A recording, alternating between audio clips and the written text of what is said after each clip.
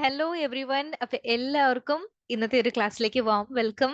ഇന്ന് നമ്മൾ ഡിസ്കസ് ചെയ്യാൻ പോകുന്നത് HSA നാച്ചുറൽ സയൻസിന്റെ ഒരു ടോപ്പിക് ആണ്. ഇന്ന് മുതൽ നമ്മുടെ ചാനലിൽ HSA നാച്ചുറൽ സയൻസിന്റെ സിലബസ് ബേസ്ഡ് ആയിട്ടുള്ള ക്ലാസ്സുകളായിരിക്കും കൂടുതൽ പ്രൊവൈഡ് ചെയ്യുന്നുണ്ടാവുക.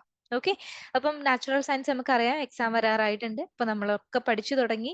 അപ്പൊ നമ്മൾ എന്ത് ചെയ്യുക, ഇത് കറക്റ്റ് സിലബസ് ഫോളോ ചെയ്ത് അത് കംപ്ലീറ്റ് ചെയ്ത് പഠിച്ചു പോവുക. അപ്പൊ നമുക്ക് ഇനി അടുത്ത വർഷം നോട്ടിഫിക്കേഷൻ വരുമ്പോഴേക്കും നമുക്ക് റിവിഷൻ സ്റ്റാർട്ട് ചെയ്യാം. അപ്പം എൻ്റെ ഈ ഒരു ചാനലിൽ നിങ്ങൾക്ക് ഇനി കിട്ടാൻ പോകുന്നത് നാച്ചുറൽ സയൻസിന്റെ സിലബസ് ബേസ്ഡ് ക്ലാസ്സസ് ആയിരിക്കും.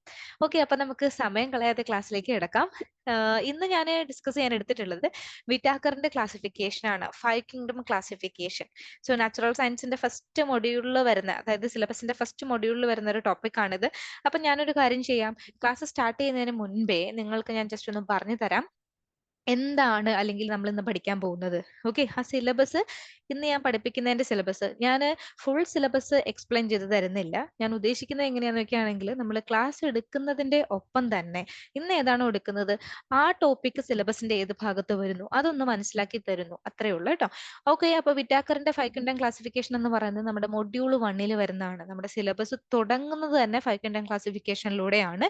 അപ്പൊ മൊഡ്യൂൾ 1 അനിമൽ ഡൈവേഴ്സിറ്റിയിൽ വരുന്നതാണ് വിറ്റാക്കറിന്റെ 5 കിങ്ഡം ക്ലാസിഫിക്കേഷൻ. വളരെ ഇമ്പോർട്ടന്റ് ആണ്. 5 കിങ്ഡം ക്ലാസിഫിക്കേഷൻ നമ്മൾ മാൻഡേറ്ററി ആയിട്ട് പഠിച്ചിരിക്കണം.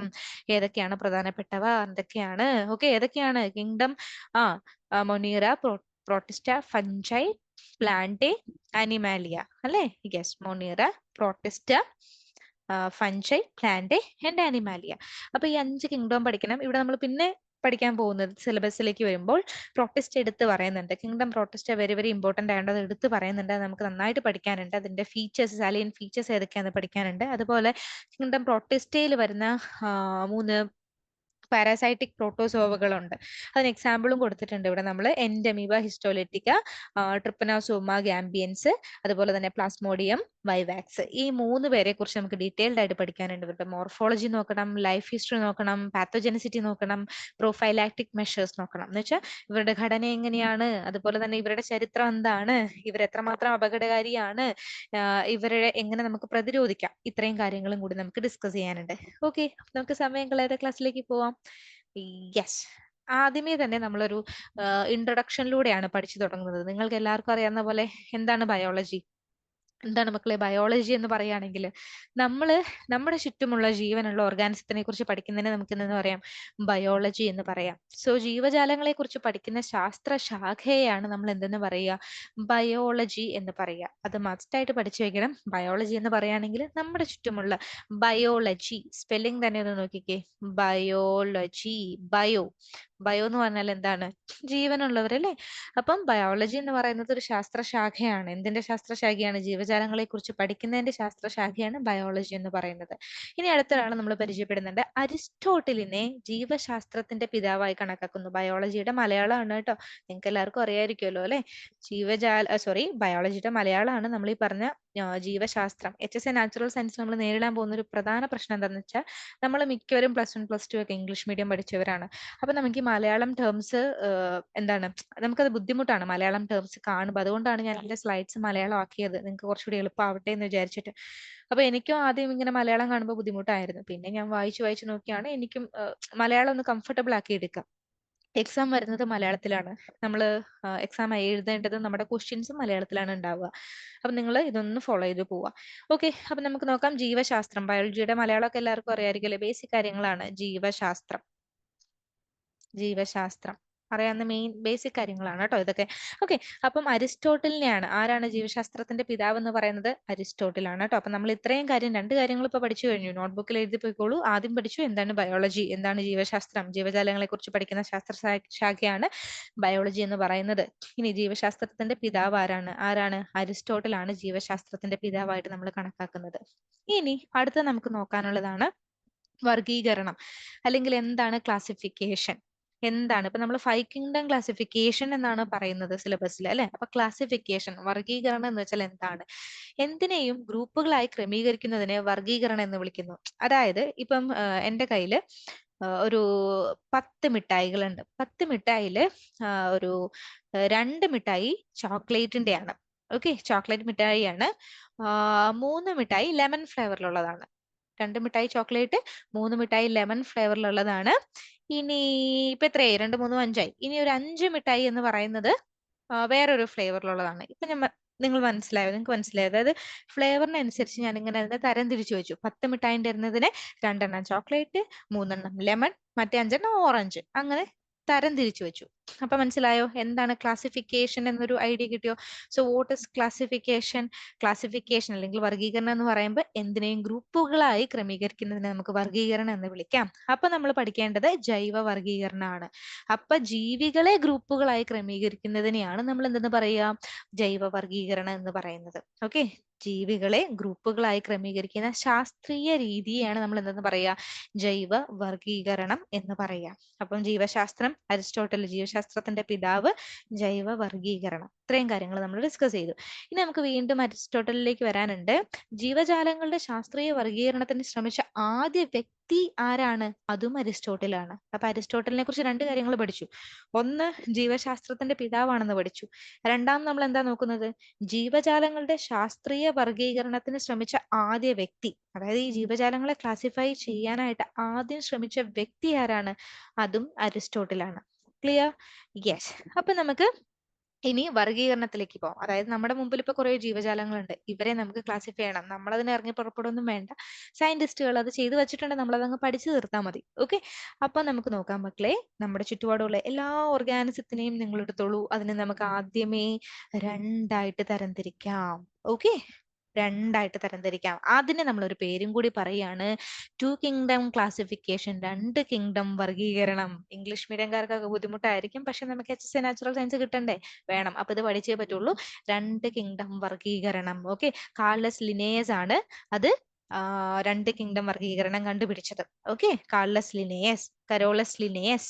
ഓക്കെ, അത് നോക്കി വെക്കുക. ഇദ്ദേഹമാണ്, ലിനേയസ് ആണ്, ലിനേയസ്, കരോളസ് ലിനേയസ് ആണ് എന്ത് കണ്ടുപിടിച്ചത്?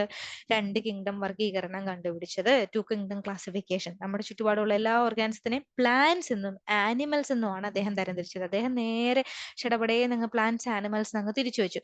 പക്ഷെ ഈ പ്ലാന്റ്സ് ആനിമൽസ് എന്ന് പറഞ്ഞിട്ട് ചുറ്റുപാടുള്ള എല്ലാത്തിനെയും 2ആയിട്ട് തരംതിരിക്കുമ്പോൾ അതിൽ ഉൾക്കൊള്ളാത്ത കുറെ ആളുകളൊക്കെ ഉണ്ട്. അങ്ങനെ കുറച്ച് ഡ്രോബാക്സും കാര്യങ്ങളൊക്കെ വന്നപ്പം നമ്മൾ പതിയെ പതിയെ അത് ഏത് കിങ്ഡം ക്ലാസിഫിക്കേഷനിലേക്ക് വന്നു? ലാസ്റ്റ് 5 കിങ്ഡം ക്ലാസിഫിക്കേഷനിലേക്ക് വന്നു. ഓക്കെ, ആർച്ച് വിറ്റാക്കർ ആണ് എന്ത് ചെയ്തത്? 5 കിങ്ഡം ക്ലാസിഫിക്കേഷൻ, 5 കിങ്ഡം വർഗീകരണത്തിലേക്ക് എത്തിയത്. ഓക്കെ, അപ്പൊ നോക്കി വയ്ക്കുക. 1969 വിറ്റാക്കർ ഈ ഒരു ക്ലാസിഫിക്കേഷൻ നടത്തിയത്. 1969 5 കിങ്ഡം വർഗീകരണം ചെയ്തത് ആരാണ്? വിറ്റാക്കർ ആണ്. ലിനേയസ് അപ്പൊ എന്താ മക്കളെ ചെയ്തത്? 2 കിങ്ഡം ക്ലാസിഫിക്കേഷൻ ആണ് ആര് ചെയ്തത്? 2 കിങ്ഡം വർഗീകരണമാണ് നമ്മുടെ ലിനേയസ് ചെയ്തത്. Okay, yes. 5 കിങ്ഡം വർഗീകരണം എന്ന് പറയുന്ന ആരാണ് ചെയ്തത്? വിറ്റാക്കർ ആണ്. ഏത് വർഷത്തിലാണ്? 1969. അദ്ദേഹത്തിന്റെ പ്രകാരം അദ്ദേഹം എത്രയായിട്ട് തരം തിരിച്ചു എന്നറിയാമോ? നമുക്കിതാണ് കേട്ടോ പഠിക്കാനുള്ളത്. 2 കിങ്ഡം അവിടെ കിടക്കട്ടെ, നമുക്കിതാണ് പഠിക്കാനുള്ളത്. ഓക്കെ, നമുക്ക് 5 കിങ്ഡം ആണ് പഠിക്കാനുള്ളത്. അപ്പൊ നമുക്ക് നോക്കാം. 5 രീതി. 5 കിങ്ഡം എന്ന് പറഞ്ഞാൽ 5 കിങ്ഡം. കിങ്ഡം എന്ന് പറയുമ്പോൾ ഏറ്റവും ഉയർന്നതാണ് കേട്ടോ. അതായത് ചുറ്റുപാടും ഉള്ളതിനെ എല്ലാത്തിനെയും 2ആയിട്ട് തരംതിരിച്ചു എന്ന് ആദ്യം പറഞ്ഞില്ലേ? അതുപോലെ ഇവിടെ നമ്മൾ ചുറ്റുപാടും ഉള്ളതിനെ എല്ലാത്തിനെയും 5ആയിട്ട് തരംതിരിച്ചു. അപ്പൊ 5 കിങ്ഡം, 5 കിങ്ഡം വലുത്, ഏറ്റവും വലുത് കിങ്ഡം ആണ് കേട്ടോ. ഓക്കെ, അപ്പൊ നമുക്ക് നോക്കാം 5 ഏതൊക്കെയാണെന്ന് നോക്കാം. Monera, Protista, fungus, plant, Animalia. Okay, ഇതാണ് 5 കിങ്ഡം, പ്രധാനപ്പെട്ട 5 കിങ്ഡം എന്ന് പറയുന്നത്. Kingdom Monera, kingdom Protista, kingdom Fungi, kingdom plant, kingdom Animalia. Okay, അദ്ദേഹം വർഗീകരണത്തിന് ഉപയോഗിച്ച കുറച്ച് ക്രൈറ്റീരിയകൾ, മാനദണ്ഡങ്ങൾ ഇവിടെ കൊടുക്കുന്നുണ്ട്. വർഗീകരണത്തിന് അദ്ദേഹം ഉപയോഗിച്ച കുറച്ച് മാനദണ്ഡങ്ങൾ എന്തൊക്കെയാന്ന് നോക്കിക്കേ. ഒന്നാമത്തെ മാനദണ്ഡം എന്ന് പറയുന്നത് കോശത്തിന്റെ ഘടനയാണ്. എന്താ മക്കളെ?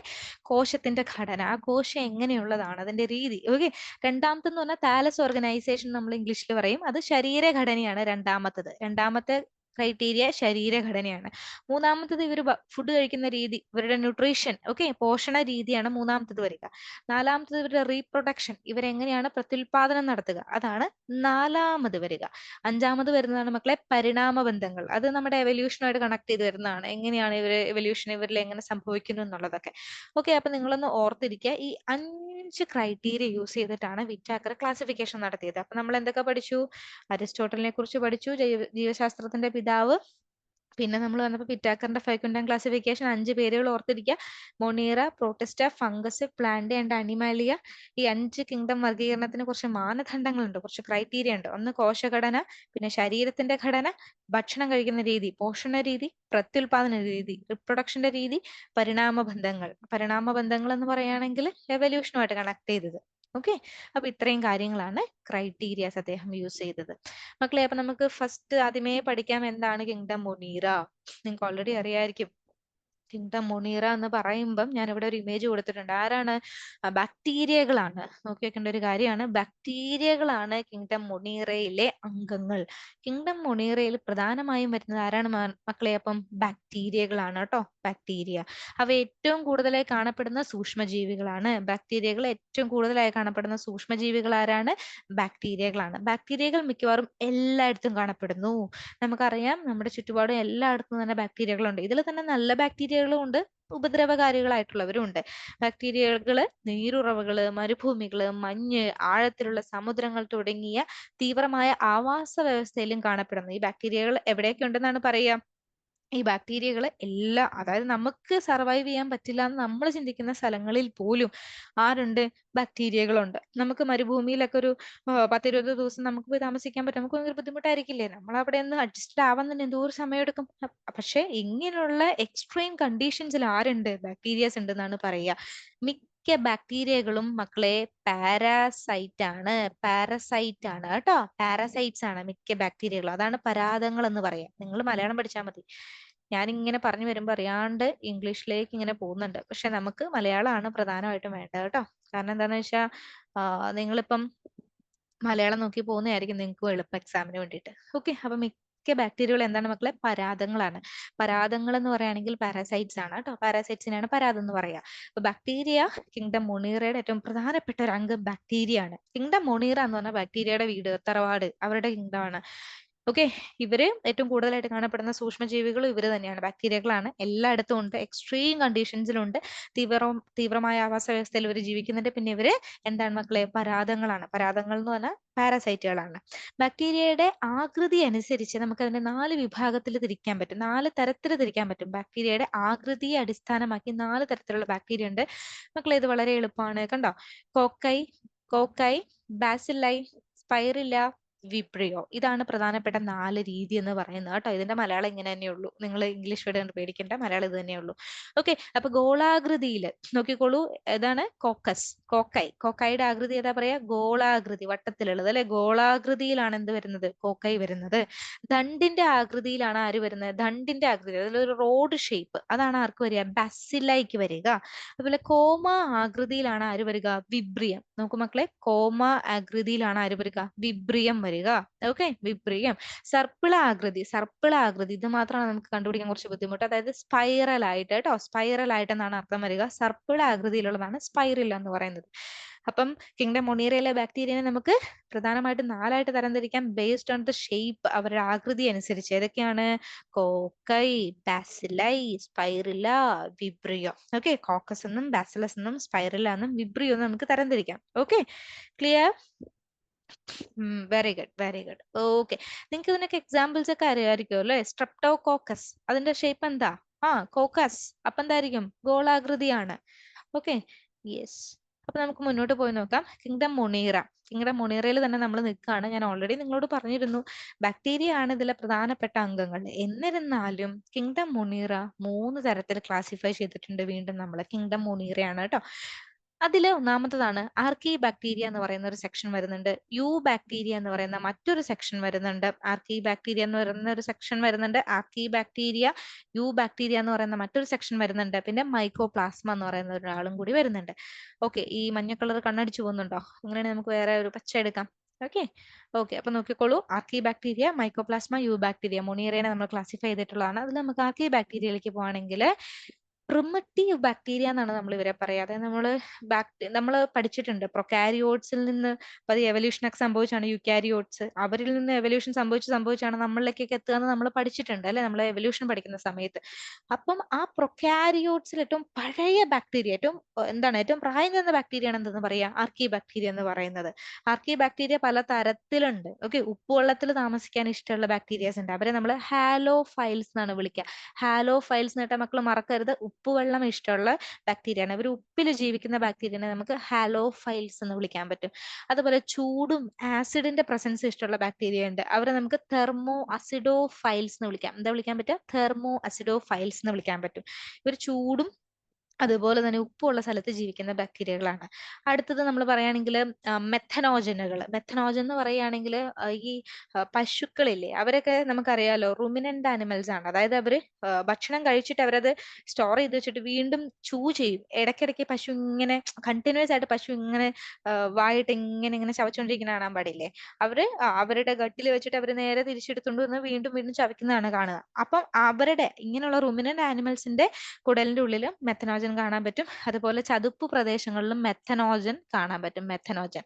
ഓക്കെ, അപ്പൊ 3 തരത്തിലുള്ള ആർക്കി ബാക്ടീരിയ നമ്മൾ നോക്കി. എന്താണ്? ഹാലോഫൈൽസ്, തെർമോഅസിഡോഫൈൽസ്, മെഥനോജൻ കേട്ടോ. പിന്നെ ഈ മെഥനോജൻ എന്ന് പറയുമ്പോൾ അത് മീഥേൻ ഗ്യാസ് ആണ് പ്രൊഡ്യൂസ് ചെയ്യുന്നത്. അപ്പൊ ബയോഗ്യാസ് പ്ലാന്റിലും നമ്മൾ ഈ മെഥനോജനെ യൂസ് ചെയ്യാറുണ്ട്. അതും കൂടി നോക്കി വെക്കുക, ബയോഗ്യാസ് പ്ലാന്റിലേക്ക് നമ്മൾ ഉപയോഗിക്കാറുണ്ട്. അപ്പൊ ആർക്കി ബാക്ടീരിയ കിൻഡം മുനിയറയുടെ ആദ്യത്തെ ക്ലാസിഫിക്കേഷൻ. ഇനി യു ബാക്ടീരിയ ആണ്. യു ബാക്ടീരിയ എന്ന് പറഞ്ഞാൽ സ്വപോഷികളായിട്ടുള്ള ബാക്ടീരിയ ആണ് കേട്ടോ. ഇവരുടെ പ്രത്യേകത, ഇവർ സ്വപോഷികളും ഉണ്ട് ഈ കൂട്ടത്തിൽ, അതുപോലെ പരപോഷികളും ഉണ്ട്. സ്വപോഷികൾ എന്ന് പറഞ്ഞാൽ മക്കളെ സ്വന്തമായിട്ട് ഫുഡ് പ്രിപ്പയർ ചെയ്യുന്നവർ. നമുക്കറിയാലോ നമ്മുടെ പ്ലാന്റ്സ് ഫോട്ടോസിന്തസിസ് അത് തന്നെ ചില ബാക്ടീരിയസും ചെയ്യുന്നുണ്ട്. ഓക്കെ, സ്വപോഷികളിൽ 2 ടൈപ്പ് സ്വപോഷികളാണ് ഇവരുള്ളത്. പ്രകാശ സംശ്ലേഷണ ശേഷിയുള്ള സ്വപോഷികളും ഉണ്ട്, രാസ സംശ്ലേഷണ ശേഷിയുള്ള സ്വപോഷികളും ഉണ്ട്. പ്രകാശ സംശ്ലേഷണം എന്ന് പറഞ്ഞാൽ നമ്മുടെ ഫോട്ടോസിന്തസിസ് നടത്തുന്ന ബാക്ടീരിയാസ് ഉണ്ട്. അതിന് എക്സാമ്പിൾ സയനോ ബാക്ടീരിയ ഇവിടെ കൊടുത്തിട്ടുണ്ട്. പിന്നെ രാസ സംശ്ലേഷണം എന്ന് പറഞ്ഞാൽ ചില ബാക്ടീരിയാസ് അവരുടെ ബോഡിയിൽ അമോണിയ, നൈട്രേറ്റ് ഇതിനെയൊക്കെ ഇവർ എന്ത് ചെയ്യുന്നു, വിഘടിപ്പിച്ച് അതിൽ നിന്ന് എനർജി കണ്ടുപിടിച്ച് അവർ സർവൈവ് ചെയ്യുന്നുണ്ട്. അപ്പൊ അതിനെയാണ് രാസ സംശ്ലേഷണ ശേഷിയുള്ള സ്വപോഷികൾ എന്ന് പറയാ. സൾഫർ ബാക്ടീരിയ അതിനൊരു ബെസ്റ്റ് എക്സാമ്പിൾ ആണ്. അപ്പം യു ബാക്ടീരിയ എന്ന് പറയുന്ന ആർക്കി ബാക്ടീരിയനേക്കാളും കുറച്ചുകൂടി മോഡിഫൈഡ് ആയിട്ടുള്ളവരാണ് ഇവർ. സ്വപോഷികളുണ്ട്, പരപോഷികളും ഉണ്ട്. സ്വപോഷികൾ എന്ന് പറയുമ്പോൾ പ്രകാശ സംശ്ലേഷണ ശേഷിയുള്ളവരും ഉണ്ട്, രാസ സംശ്ലേഷണ ശേഷിയുള്ളവരും ഉണ്ട്. പ്രകാശ സംശ്ലേഷണ ശേഷിയുള്ളവർക്ക് സൈനോ ബാക്ടീരിയ എക്സാമ്പിൾ ആണ്, രാസ സംശ്ലേഷണത്തിന് സൾഫർ ബാക്ടീരിയ എക്സാമ്പിൾ ആണ്. പിന്നെ പരപോഷികളായിട്ടുള്ള ബാക്ടീരിയാസ് ഈ കൂട്ടത്തിലുണ്ട്. പരപോഷികൾ എന്ന് പറഞ്ഞാൽ അവർ മറ്റുള്ളവരെ ഡിപ്പെൻഡ് ചെയ്യും ഫുഡിന് വേണ്ടിയിട്ട്. അവർക്ക് ഫുഡ് വേണമെങ്കിൽ അവർ മറ്റുള്ളവരെ ഡിപ്പെൻഡ് ചെയ്യും. പരാന്നഭോജികൾ, അതായത് നമ്മുടെ പാരസൈറ്റുകളില്ലേ മക്കളെ, അതാ പറയുന്നത് കേട്ടോ. അവർ 3ആയിട്ട് വീണ്ടും അവരെ തരംതിരിച്ച് നമുക്ക് പറയാം. പരാന്നഭോജികളുണ്ട്, സാപ്രോഫൈറ്റുകളുണ്ട്, സിംബയോട്ടിക് ബാക്ടീരിയകളുണ്ട്. പരാന്നഭോജികൾ എന്ന് പറയുമ്പോൾ പാരസൈറ്റ്, എവിടെയെങ്കിലും ഒരു ഹോസ്റ്റിലേക്ക് അള്ളിപ്പിടിച്ച് അവരിൽ നിന്ന് മുഴുവൻ വലിച്ചൂറ്റി കുടിക്കുന്നവരാണ് പരാന്നഭോജികൾ എന്ന് പറയാം. അങ്ങനെയുള്ളവരാണ് കോളറയും ടൈഫോയിഡും. അതിന് എക്സാമ്പിൾ ആണ് മക്കളെ കോളറയുടെയും ടൈഫോയിഡിന്റെയും ബാക്ടീരിയാസ് ഉണ്ടല്ലോ. കോളറയുടെ ഏതാണ്? കൊളറയുടെ വിബ്രിയോ കൊളറ എന്നാണ് ബാക്ടീരിയയുടെ പേര്. ടൈഫോയിഡിന്റെ സാൽമണല ടൈഫാണ്. ഇവർ രണ്ടുപേരും പാരസൈറ്റിക് ആയിട്ടുള്ള ബാക്ടീരിയകളാണ്, പരാന്നഭോജികളാണ്. പിന്നെ സാപ്രോഫൈറ്റ് എന്ന് പറഞ്ഞാൽ ചത്ത് ചീഞ്ഞവരിൽ നിന്ന് ഫുഡ് കഴിക്കുന്നവരാണ് എന്ന് പറയാ, സാപ്രോഫൈറ്റ് എന്ന് പറയാ. വിഘടിപ്പിക്കുന്നവര്, ഓക്കെ, ഡീകമ്പോസിഷനിൽ ഹെൽപ്പ് ചെയ്യുന്നവര്. പിന്നെ സിംബയോട്ടിക് എന്ന് പറയുകയാണെങ്കിൽ മ്യൂച്വലി ബെനിഫിഷ്യൽ ആയിട്ടുള്ള റിലേഷൻഷിപ്പിൽ ഇരിക്കുന്ന ബാക്ടീരിയാസ് ഉണ്ട്. റൈസോബിയം എന്ന് പറയുന്ന ബാക്ടീരിയ അതിനൊരു എക്സാമ്പിൾ ആണ്. റൈസോബിയം എന്ന് പറയുന്നത് നമ്മുടെ ലെഗ്യൂമിനസ് പ്ലാന്റ്സിന്റെ റൂട്ടിലേക്ക് ഇരുന്ന് നൈട്രജൻ ഫിക്സ് ചെയ്ത് അവർക്ക് കൊടുക്കുന്നില്ലേ, ആ ബാക്ടീരിയ. അപ്പം സിംബയോട്ടിക് ബാക്ടീരിയാസ് ഉണ്ട്. അപ്പൊ പരപോഷികളായിട്ടുള്ള ബാക്ടീരിയാസും ഉണ്ട് യു ബാക്ടീരിയയുടെ കൂട്ടത്തിൽ. പിന്നെ ഇവരുടെ റീപ്രൊഡക്ഷൻ എന്ന് പറയുന്നത് ബൈനറി ഫിഷൻ ആണ് കേട്ടോ. ബൈനറി ഫിഷൻ എന്ന് പറയുമ്പം ഇതിപ്പോ ഒരു ബാക്ടീരിയ ബൈനറി ഫിഷൻ, ഇവരെന്ത് ചെയ്യുന്നു, ഒരു ബാക്ടീരിയ 2ആയിട്ട് ഡിവൈഡ് ചെയ്യുന്നു, 2 എഗെയിൻ 4ആയിട്ട് ഡിവൈഡ് ചെയ്യുന്നു. ഈ രീതിയിൽ ഡിവിഷൻ നടക്കുന്നതിനാണ് നമ്മൾ ബൈനറി ഫിഷൻ എന്ന് പറയുക.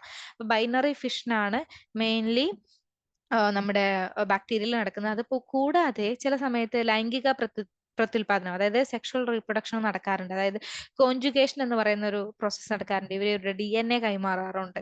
ഓക്കെ, ഇനി ഈ ബാക്ടീരിയസിൽ മിക്കപ്പോഴും നമ്മൾ കാണുന്ന ഒരു സ്ട്രക്ചർ ആണ് ഹെറ്ററോസിസ്റ്റ്. യു ബാക്ടീരിയയിൽ കാണുന്ന സ്ട്രക്ചർ ആണ് ഹെറ്ററോസിസ്റ്റ് എന്ന് പറയുന്നത്. നൈട്രജൻ ഫിക്സേഷനെയാണ് മെൻഷൻ ചെയ്യുന്നത് കേട്ടോ. നിങ്ങൾക്ക് അറിയായിരിക്കും യു ബാക്ടീരിയയിൽ പ്രധാനപ്പെട്ട ഒരാളാണ് നമ്മുടെ സയനോ ബാക്ടീരിയ. ആ സയനോ ബാക്ടീരിയയുടെ ഗണത്തിൽ വരുന്നവരാണ് ഈ നോസ്റ്റോക്കും അന്നബിനെയൊക്കെ. ഓക്കെ, ഇവരുടെയൊക്കെ ബോഡിയിൽ ഇവരിങ്ങനെ ബീഡ്സ് ഇങ്ങനെ യോജിപ്പിച്ചിട്ടുള്ള പോലെ ഒരു ചെയിൻ ആയിട്ട് ഇവരിങ്ങനെ കാണുക. ഓക്കെ, അപ്പൊ ഇവരുടെ ബോഡിയിൽ ഒരു സെൽ ഉണ്ടാവും, ഒരു ടൈപ്പ് ഓഫ് എന്താണ് ഹെട്രോസിസ്റ്റം എന്ന് പറഞ്ഞിട്ട് ഒരു സ്ട്രക്ചർ ഉണ്ട്.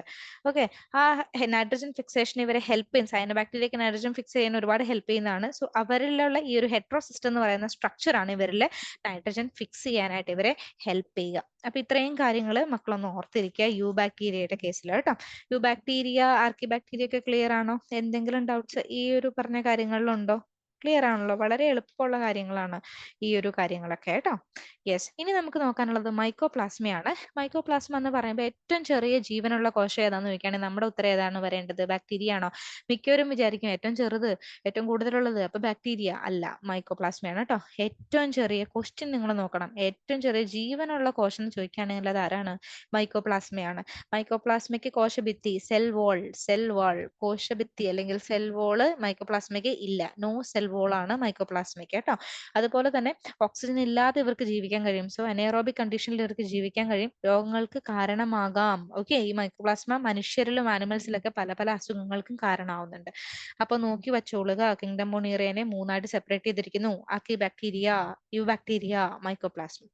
ഓക്കെ, അപ്പം ഇന്നത്തെ ഈ ഒരു പാർട്ടില് ഞാൻ ഇവിടെ വെച്ച് അവസാനിപ്പിക്കുകയാണ്. അപ്പൊ നമ്മൾ എന്തൊക്കെയാ പഠിച്ചതെന്ന് റിവൈസ് ചെയ്ത് നോക്കിക്കേ. എന്തൊക്കെയാണ് എന്നൊന്ന് റിവൈസ് ചെയ്ത് നോക്കുകയാണെങ്കിൽ, യെസ്, നമ്മൾ ആദ്യം നമ്മുടെ സിലബസ് ജസ്റ്റ് ഒന്ന് പറഞ്ഞു വിട്ടു. അതിനുശേഷം ഒരു ഇൻട്രൊഡക്ഷൻ, അതിൽ നമ്മൾ ബയോളജിയെ കുറിച്ച് പഠിച്ചു. അതിന്റെ പ്രധാനപ്പെട്ട ആളുകൾ ആരൊക്കെയാണെന്ന് പഠിച്ചു. നമ്മുടെ അരിസ്റ്റോട്ടിൽ, ലിനേയസ്, അതുപോലെ തന്നെ 5 കിങ്ഡം ക്ലാസിഫിക്കേഷൻ വർഗീകരണം നടത്തിയ നമ്മുടെ വിറ്റേക്കർ, അതിന്റെ ക്രൈറ്റീരിയാസ് ഏതൊക്കെയാണെന്ന് നോക്കി. കിങ്ഡം മൊണീറയുടെ ക്യാരക്ടറിസ്റ്റിക്സ് എന്തൊക്കെയാണെന്ന് നോക്കി. അത് കഴിഞ്ഞിട്ട് കിങ്ഡം മൊണീറയെ നമ്മൾ ഡിഫറെന്റ് ക്ലാസ്സസിലേക്ക് സെപ്പറേറ്റ് ചെയ്തു. ഡിഫറെന്റ് രീതിയിൽ ആർക്കി ബാക്ടീരിയ, യു ബാക്ടീരിയ, മൈക്കോപ്ലാസ്മ, അതിന്റെ ഓരോന്നിന്റെയും സവിശേഷതകളും എക്സാമ്പിളുകളും പഠിച്ചു. ഓക്കെ, അപ്പൊ ഇത്രയും കാര്യങ്ങളാണ് ഇന്ന് ടീച്ചർ ഇവിടെ പഠിപ്പിക്കുക. ഇതിന്റെ ബാക്കി ഭാഗം അടുത്ത ക്ലാസ്സിൽ ഉണ്ടാവും. Okay, thank you so much.